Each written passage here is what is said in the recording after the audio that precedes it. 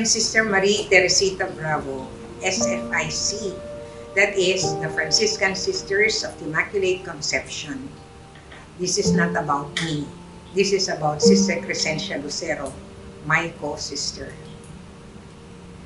Sister Crescencia Lucero, a woman of peace with a magnanimous heart for the poor and the oppressed, has left us a wonderful story to be shared not only to human rights advocates, but to all who bear in their lives the same orientation, vision, and mission. Sister Cres was born in Tagudin, Ilocos Sur on April 16, 1942. She finished her bachelor's degree in secondary education at St. Joseph's College, Quezon City, a Master of Arts in Pastoral Studies at Washington Theological Union, and a missiology course at Maryknoll Theological Center in Ossining, New York. I am proud to say that Sister Cres and I are group mates. We joined the SFICs together with 6 others on December 8, 1966. She had her perpetual profession on May 21, 1974. As a religious, she has incarnated the imperatives in the book of Micah 6 to act justly, love tenderly, and walk humbly with the Lord. Together, we opted to live in a community immersed among the poor in Gumamela, Quezon City. We lived near the creek, and the typhoons caused the creek to overflow, which put our place always underwater. So we moved to Cruz Naligas in Diliman, Quezon City, another community immersed among the poor. This time, we were confronted with the threat of demolition. We joined rallies with the community against the impending demolition. Other than these communities, Sister Cres also continued to live in a poor community in Bignay, Camuning, and in Cambridge, Cubao. In our immersion in these communities, we experienced the evangelizing power of the poor. Sister Cres was a teacher in Rojas Isabela, San Narciso Zambales, Aritao, Nueva Vizcaya, and at St. Joseph's College of Quezon City as Christian Formation Social Action Coordinator Directress. In the Philippine province, she served as Justice, Peace, and Integrity of Creation Coordinator, a local community leader, a coordinator of the Central House Communities, a provincial board member, and a general board member in the Netherlands for one term of 4 years. We affirm her fidelity and steadfastness in all her ministries.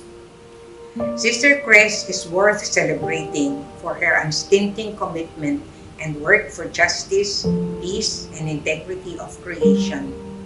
As a Franciscan sister, she was passionately engaged in various concerns of human rights, justice, peace, and our common home.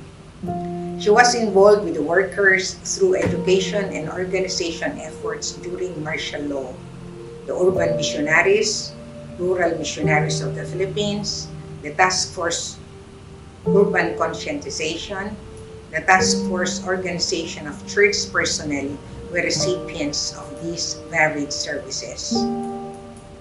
She also became part of multi-sectoral and church organizations like the Coalition for the Restoration of Democracy and the Nationalist Alliance for Justice, Freedom, and Democracy.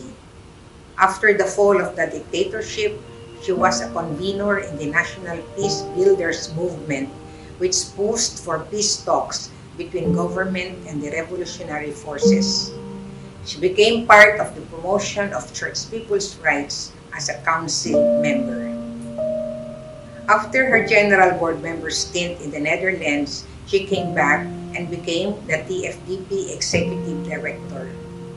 On the international level, she was a member of the Executive Committee of Forum Asia, an alliance of 58 human rights organizations in 19 countries in Asia. She was part of the lobby group of United Nations Human Rights Council. Sister Cres is a local, national, and international figure for this staunch advocacy.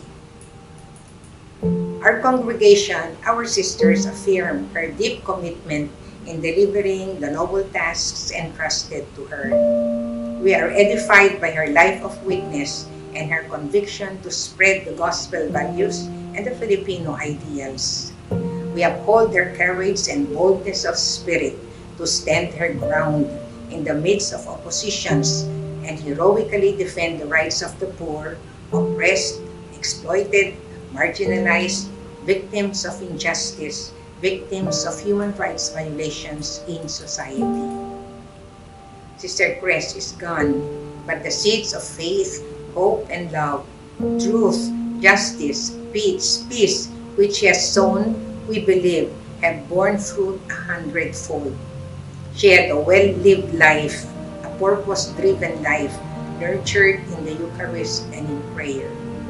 At her death, prayers incessantly poured in from the AMRSP, TFDP, PARA, from all JP organizations, groups, and individuals who journeyed with her. It was a marvelous expression of solidarity, recognition, appreciation, admiration, respect, but coupled with sorrow and pain in letting go. Human rights and church groups in the Philippines declared that her death was a great loss to our country's justice and peace movement. Sister Cres, the Lord is your eternal reward.